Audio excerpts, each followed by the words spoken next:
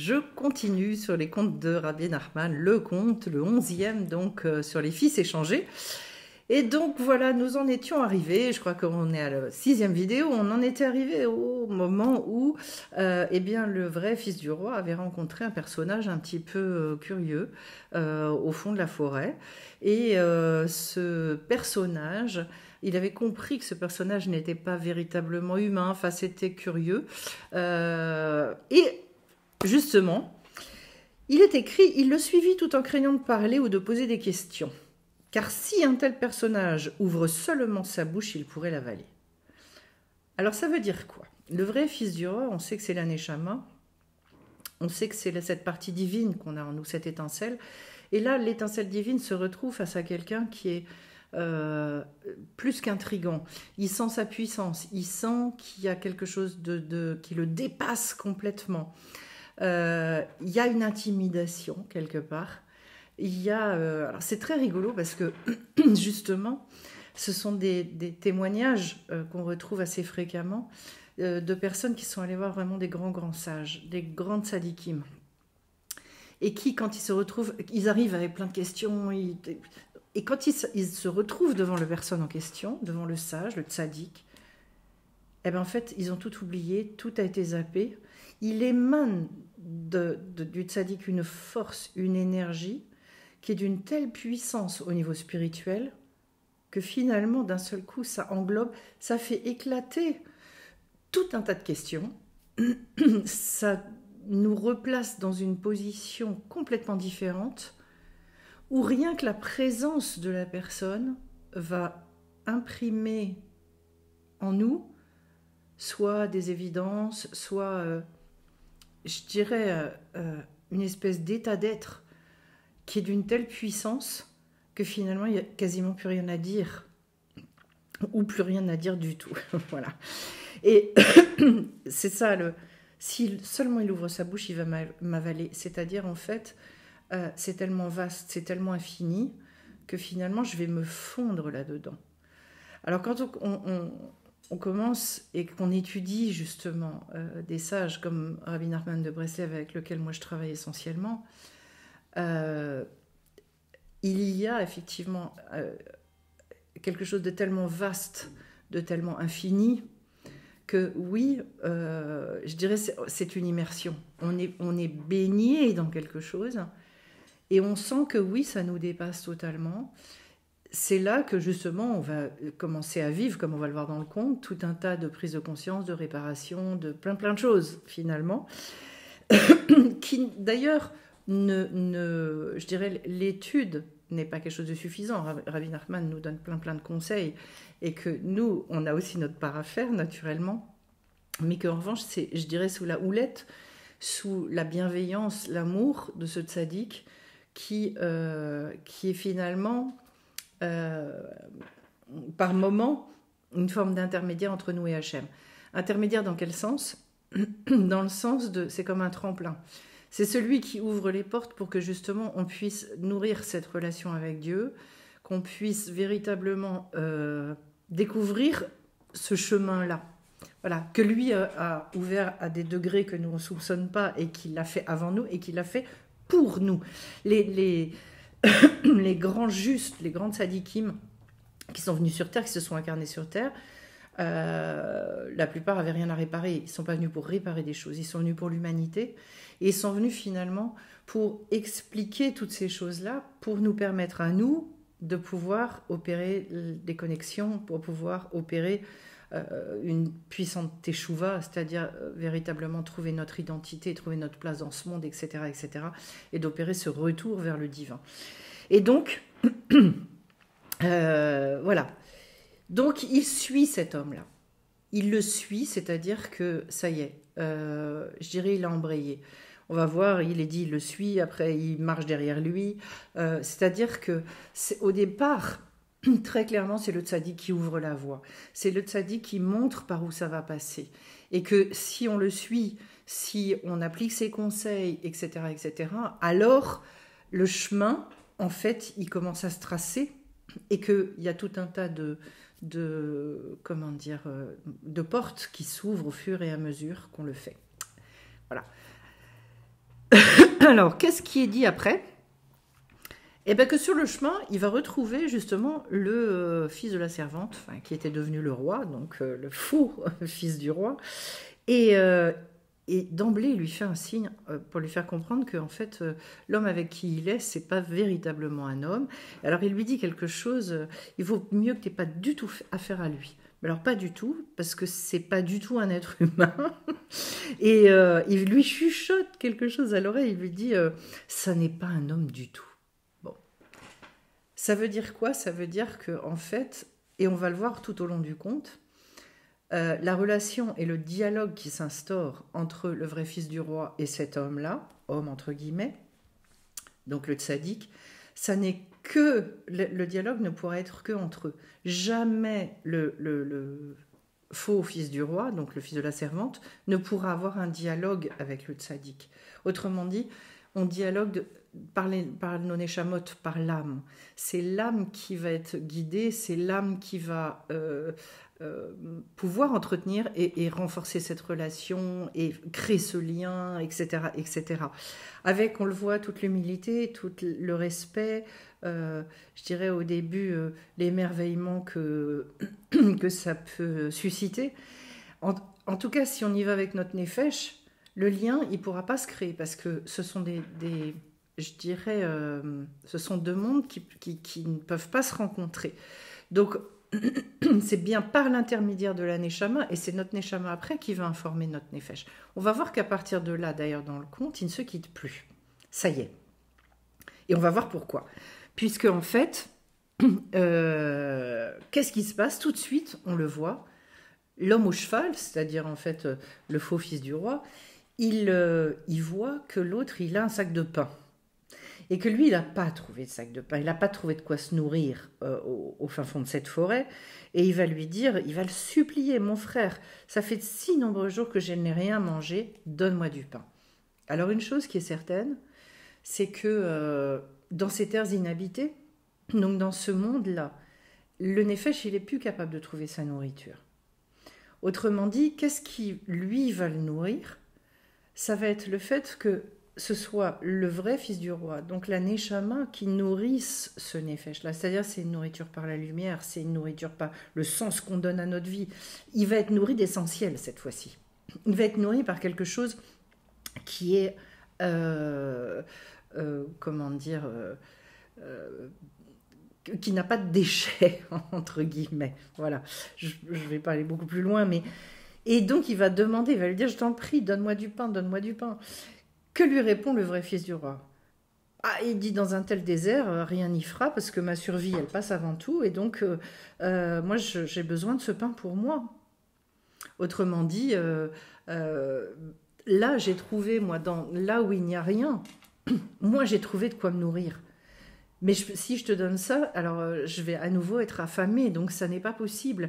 Et lui dit d'autre part, il dit, l'autre lui le supplie à nouveau en disant, je te donnerai tout ce que je vais pouvoir. Et lui répond, qu'est-ce que tu peux me donner contre du pain dans un tel désert? D'un air de dire, de toute façon, toi, tu n'as rien à m'apporter. Ici, là où nous sommes, moi, j'ai trouvé de quoi me nourrir. Mais toi, de toute façon, tu trouveras jamais rien, donc tu peux pas me donner quoi que ce soit. Alors qu'est-ce qu'il va faire? Il va lui répondre, bah, je me donne moi-même tout entier. Je me vends à toi comme esclave pour du pain. Et le vrai fils du roi va se dire, acheter un homme vaut bien un peu de pain. Donc il l'achète comme esclave à vie. Et l'autre lui prête serment de devenir son serviteur à perpétuité, même lorsqu'ils reviendraient, tous les deux, dans les terres habitées. Et donc effectivement, le contrat se conclut, ils se disent, ok, on va manger dans le même sac. Autrement dit, ça y est, le Nefesh accepte de se soumettre finalement à la Neshama, accepte de se nourrir à ce que la Neshama a comme nourriture principale, c'est-à-dire les deux vont être d'accord pour se nourrir à l'essentiel. Alors, ce qu'on voit, c'est que quand on est dans un essentiel, quand on est dans le désert, autrement dit, les déserts de nos vies, ce sont les endroits où on peut se sentir perdu, où c'est plus compliqué. il n'y a que l'aneshama qui peut aller rechercher du sens, il n'y a que l'aneshama qui peut trouver une nourriture à cet endroit-là, et il y a qu'elle qui va pouvoir nourrir à nouveau le nefesh. Sinon, le nefesh, il dépérit complètement. Donc, on nous amène dans des endroits de nos vies où, au-delà d'avoir son habitation, son travail, etc., on nous amène dans un désert. Parce que, alors le désert, ça peut être quoi? Ça peut être un divorce, ça peut être le chômage, ça peut être la retraite, ça peut être... C'est toutes les pertes, tous les manques, toutes les difficultés de la vie qui font qu'à un moment donné, le nefesh, il ne peut pas combler ça, il ne peut pas nourrir cette chose-là. Et donc, le seul endroit de notre être qui peut répondre à nos besoins fondamentaux, pour éviter les déprimes, pour éviter la désespérance, la tristesse, toutes ces choses-là, ben, ça va être l'aneshama, ça va être le vrai fils du roi qui, là, va pouvoir faire quelque chose. Et c'est exactement ça. Et donc le nefesh lui dit, non mais, étant donné là où j'en suis, étant donné dans quelle mouise, entre guillemets, je suis, j'ai plus d'autre choix que d'aller me nourrir à cet endroit-là. Et d'ailleurs... L'aneshama lui dit, de toute façon, toi, tu n'as rien à me donner. Et c'est impressionnant de se rendre compte que donc, il faut ces déserts-là dans nos vies pour que le nefesh, il accepte de se soumettre. On va le voir peu de temps après. En fait, il va regretter. Il va regretter parce qu'il va se dire, ah, mais pourquoi dans un moment de détresse, là, pourquoi est-ce que finalement j'ai dit un truc pareil? Mais là, pour l'instant, il est bien content de trouver le vrai fils du roi pour pouvoir manger dans le même sac de pain. Bon. Et donc, ils cheminent ensemble. Et tout en suivant donc l'homme de la forêt, ce tzaddik dont on a parlé, et cette fois-ci donc l'esclave qui est le nefesh, l'esclave marche derrière lui. Donc on voit, ça y est, que l'inversion, il y a déjà un premier retournement. Ils sont toujours dans la forêt, ils sont toujours en train de suivre ce tzaddik-là. Mais ça y est, il y a déjà une partie des choses qui ont repris leur place, c'est-à-dire que le nefesh, il est derrière, avec la neshama, elle marche droit devant, elle ouvre, c'est elle qui va enfin ouvrir le chemin de la vie. Et d'un seul coup, on nous dit quoi? La situation s'était quelque peu allégée. Ça veut dire quoi que ça s'est allégé? Ça veut dire qu'à partir du moment où je commence à remettre du sens, où je remets les choses à l'endroit. Pourquoi? Parce que quand le vrai fils du roi avait besoin de quelque chose ou d'accomplir un acte, il ordonnait à son serviteur de soulever le poids ou de faire la chose. C'est-à-dire que ça y est, il y a un être conscient qui va donner l'impulsion, qui va prendre la décision et qui va ordonner au nefesh de faire ce qu'il a à faire. Donc ça y est, il y a quelqu'un qui tient les rênes. On n'est plus ballotté par les pulsions, par tout ça. C'est prise de décision en conscience, etc. Et donc, déjà, j'ai plus la sensation de faire les choses un peu n'importe comment, au feeling, mais toujours en étant dans un espèce de doute ou en fonctionnant dans des urgences permanentes ou contraire à certaines de mes valeurs ou tout ça. Non, pas du tout. C'est fini. Et donc, il y a déjà un allègement qui arrive. C'est-à-dire, ah oui, donc en fait, j'ai quelqu'un qui est aux commandes dans ma vie. Ça, c'est... on le sait tous, qu'il n'y a rien de plus difficile et de plus effrayant que d'agir dans nos vies par la panique, dans des situations d'urgence, de prendre des décisions en se disant « on verra bien ». Non. À partir du moment où on arrive à prendre une décision en conscience, déjà on se dit de toute façon, moi ok, j'ai compris, là où j'en suis en tout cas, déjà ça offrira beaucoup moins de regrets, parce qu'on pourra se dire, là où j'en étais en tout cas, moi j'ai pris la décision comme je pensais devoir le faire. Là où c'est flippant, c'est quand on agit en se disant un peu par-dessus la jambe, on verra bien quoi. Et ça, il n'y a rien de plus désécurisant pour l'homme. Rien du tout. On continue. Et donc, il chemine, effectivement, et se laisse guider par le tzaddik, voilà, jusqu'à ce qu'il arrive à un endroit infesté de serpents et de scorpions. Alors, dans la symbolique, il peut y avoir pas mal de symboliques. je vais commencer par la symbolique au niveau de serpent et scorpion. On en avait parlé justement dimanche dernier dans l'étude de la paracha de la semaine. Ça peut être les comment et les pourquoi. C'est-à-dire tous les questionnements de nos vies. Pourquoi j'en passe par là? Comment je vais m'en sortir? Pourquoi est-ce que je n'ai pas pris telle et telle décision? Pourquoi est-ce que moi vraiment j'ai dû vivre tel et tel événement? Pourquoi j'en suis encore là? Et comment est-ce que je peux faire? Toutes ces choses-là, tous ces questionnements du pourquoi et du comment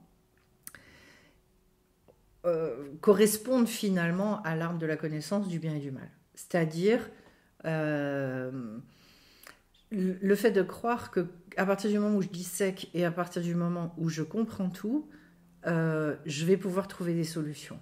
Alors qu'en fait, et c'est ce que disent les sages, les sages nous disent, on n'a pas à chercher des solutions, on a à devenir. Et à partir du moment où on devient, à partir du moment où nous on a avancé, alors à ce moment-là, ça s'ouvre. À ce moment-là, la solution, elle arrive.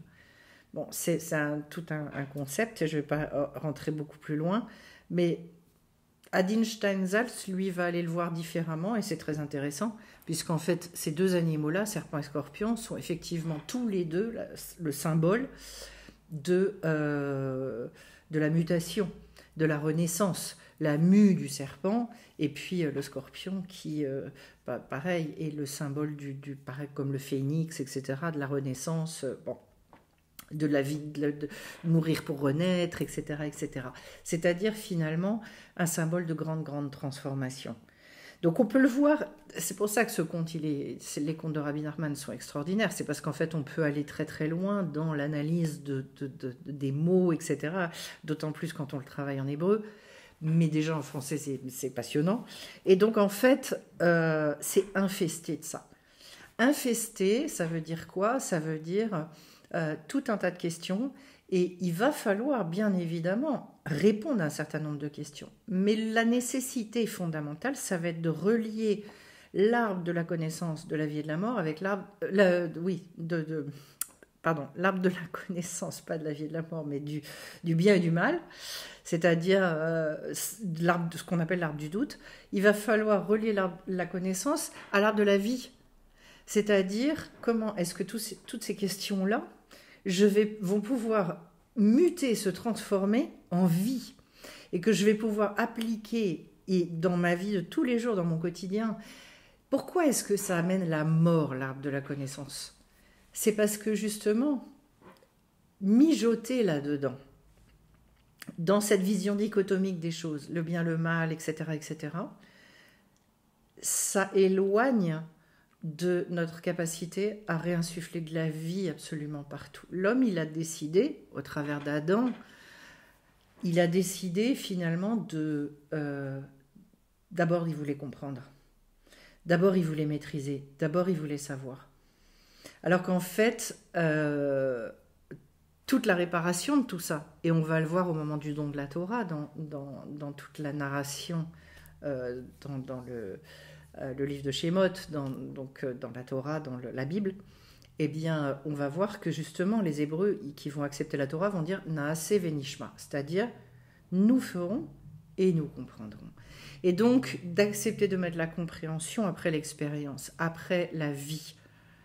Donc, c'est une importante réparation, puisqu'en fait, j'accepte de prendre les choses complètement à l'envers. Et vous apercevrez dans vos vies que finalement, les actes qui ne sont pas posés de cette manière-là, les actes qui partent de notre compréhension des choses, qui est une compréhension, je dirais, hyper limitée, hyper restreinte, parce qu'on a beau avoir détenir une étincelle infinie, nous, notre compréhension des choses, elle est rikiki à l'échelle du monde. Au bout d'un moment, on se rend compte qu'on ne comprend pas grand-chose. Et donc, le but de ça, c'est d'abord d'accepter la vie, d'abord donc d'accueillir les choses. Et alors, à ce moment-là, effectivement, oui, d'apporter de la compréhension et de construire comme ça. Dieu n'a pas du tout voulu que les hommes restent des ignorants. Absolument pas, c'était pas le but, puisque de toute façon, c'est le premier à dire, et c'est un commandement qu'il faut qu'on étudie. Donc, ça n'a rien à voir avec ça. La seule chose, c'est dans quel ordre est-ce que vous mettez les choses. Et donc, ce passage par les serpents et les scorpions, c'est aussi quelque chose dans lequel on va rentrer avant d'en sortir, c'est-à-dire que justement, on va devoir réinverser les choses et accepter de mettre la vie d'abord et la compréhension après. L'autre chose que je voulais dire par rapport à l'autre explication, qui est l'explication de cette renaissance, de cette mutation, de cette alchimie, on peut donner tous les mots qu'on veut, c'est que pour accéder à ce à quoi on est destiné, pour accéder au fait de trouver notre place, etc., il va fatalement falloir un certain nombre de processus comme ça, de libération, de mort-renaissance, de tout ça, qui est bien connu d'ailleurs du signe du scorpion, pas par hasard que c'est l'animal qui a été choisi pour symboliser ça. Et donc, d'accepter aussi que sur ce chemin-là, eh bien, il va y avoir des montées et des descentes. J'ai fait une vidéo là-dessus récemment. Il va y avoir des moments où il va falloir qu'on lâche certaines choses pour laisser renaître autre chose. Donc tout ce phénomène que vous connaissez de pourrissement de la graine, etc., etc. En sachant que, pourquoi est-ce que ça m'intéresse beaucoup cette image-là? C'est parce que jamais la graine, elle s'est dit comment je vais faire pour pousser. C'est qu'une fois qu'elle est mise en terre, si elle est arrosée, a priori, ça se fait. Voilà. Donc, et ça, je veux en dire un mot, parce que dans le développement personnel, c'est assez symptomatique à quel point on a tendance à vouloir... on met nos efforts très souvent dans le fait de vouloir se donner vie à soi-même, c'est-à-dire se faire pousser soi-même. Et qu'on va se prendre la tête avec ça et qu'on va se manger des murs et qu'on va se rendre compte qu'en fait on n'y arrive pas par soi-même. Voilà, c'est toute cette période-là, infestée, c'est bien marqué comme ça, un endroit infesté de serpents et de scorpions. Et donc de dépasser ça et de vivre un certain nombre d'expériences où on se rend compte qu'en fait, quand on met les bons outils en place, ça se fait tout seul. Et que notre rôle, là où on doit mettre l'accent, là où on doit se renforcer, c'est pas du tout là où on nous l'explique dans le monde. Voilà, vous voulez maigrir, alors allez-y, faites les régimes, machin, les trucs et les bidules. Bon, pour s'apercevoir que de toute façon, ça fonctionne pas. C'est très... Ça aussi, la puissance du conte et toutes ces narrations-là nous montrent le nombre d'étapes absolument incontournables. Et là, je veux vous dire quelque chose. Il faut que vous compreniez à quel point est-ce que, quand je raconte ça, j'imagine que ça parle à beaucoup d'entre vous. Et à quel point est-ce que on s'en veut, nous, d'être passé par tout ça, en se disant... parce que toujours la même chose, on pense qu'on est tout seul là-dedans. Alors qu'en fait, tout le monde y passe, tout le monde. Et que, je le répète, Rabbi Nachman, il est décédé il y a plus de 200 ans, et que finalement... il est en train de nous dire, mais sachez que de toute façon, ça fait partie du parcours. Vous êtes dedans. Donc, le tout, c'est de ne pas y rester, en revanche. Voilà. Alors, je continue le conte. Il eut très peur et à cause de cela, il demanda à l'homme de la forêt, « Comment allons-nous passer par ici ?» Ah ben oui, parce que du coup, mais très souvent, les gens qui me contactent sont des personnes qui me posent cette question. Mais comment est-ce que je dépasse tout ça finalement? Comment je le dépasse? Mais comment et mais pourquoi? Comment est-ce que le truc qui m'enferme là, comment je vais réussir à le dépasser? Alors qu'est-ce qu'il faut que je fasse? Qu'est-ce qu'il faut que je mette en place? Etc. etc. Eh ben, il y a des choses à mettre en place, mais pas du tout les choses auxquelles vous pensez et ce que vous avez déjà fait avant et qui n'a pas marché. Voilà. Et donc, que lui répond comment? Il lui répondit, « Et comment donc monteras-tu dans ma maison ?» Alors, pourquoi? Alors, je continue. Il lui montra sa maison qui était suspendue en l'air. très intéressant. Donc on se rend compte que le tzaddik, effectivement, sa maison, c'est-à-dire l'endroit où il vit, l'endroit d'où il tire toute son énergie, sa puissance et sa force, on est bien d'accord que ça vient du monde spirituel. C'est véritablement sa maison. Donc il y a des êtres qui s'incarnent et qui ont une telle conscience de l'éternité et du fait que ce qui est en jeu, c'est tellement pas le fait d'avoir un super boulot, des assurances vie et je sais pas quoi, non, que effectivement lui sa maison elle est suspendue dans l'air, voilà. Et donc il pose la question par rapport aux questions, mais alors et comment et pourquoi et comment je vais traverser tout ce bazar? Qu'est-ce que lui dit l'homme? Comment est-ce que tu vas venir chez moi? Comment est-ce que tu vas réussir à monter là ou à te connecter? Et qu'est-ce qui se passe? Il suivirent l'homme de la forêt qui les fit traverser cet endroit sans dommage et les emmena dans sa maison. C'est-à-dire qu'en fait, arrêtez de vous poser ces questions-là. Le tzaddik, il est en train de vous dire au travers de ce conte-là, suivez-moi.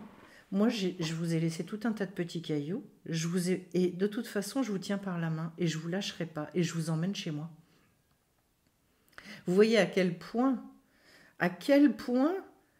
je veux dire, il règle le problème en deux. Hein. Il répond même pas à la question, en fait. Il y répond oui, mais pas du tout de la manière dont le fils du roi s'attend à avoir la réponse. C'est-à-dire, te pose même pas cette question-là. Le tout, c'est que tu viennes dans ma maison. Et à ce moment-là, tu verras les scorpions, les machins, les bêtes sauvages, tout ça, ce sera plus un sujet. Tu te poseras plus ces questions-là. D'emblée, il lui amène la solution. Va, suis-moi, t'en fais pas, tu vas venir chez moi. Et je t'emmène. Non. Et qu'est-ce qui se passe quand ils arrivent à la maison? Il leur donna à manger et à boire, et il s'en va. C'est-à-dire qu'en fait, c'est une invitation à aller chez lui. Et qu'est-ce qu'il fait? Alors ça, c'est extraordinaire, surtout pour nous, Français, parce que nous, les repas, c'est quand même quelque chose.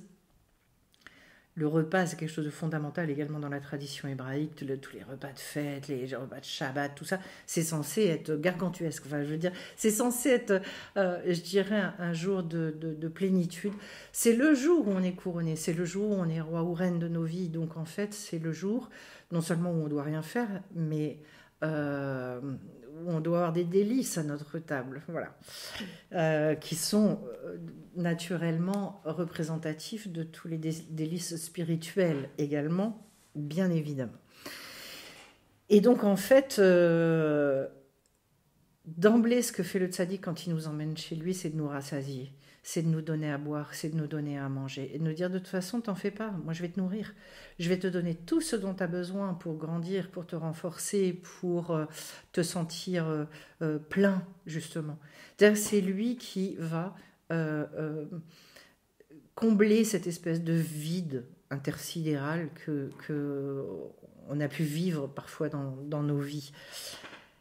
Et donc on continue, le vrai fils du roi utilisait son serf, donc son esclave, pour tout ce dont il avait besoin, mais ce dernier en fut fort affligé. Voilà. Alors c'est là que l'autre va se rendre compte, il va dire oh, quand même, bah maintenant qu'il est arrivé dans la maison du tzaddik, il lui dit c'est vendu comme esclave pour seulement 1 heure, pendant laquelle il avait besoin de pain, parce que maintenant il avait tout ce qu'il fallait pour manger, pas seulement pour 1 heure, pour seulement 1 heure être devenu esclave à perpétuité.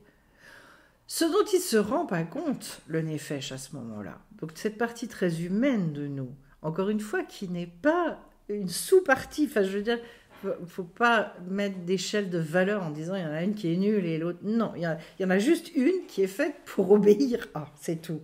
Et ça ne veut pas dire que cette servitude, c'est une servitude qui n'est pas du tout pour affliger, qui n'est pas une servitude pour enfermer, mais au contraire pour libérer.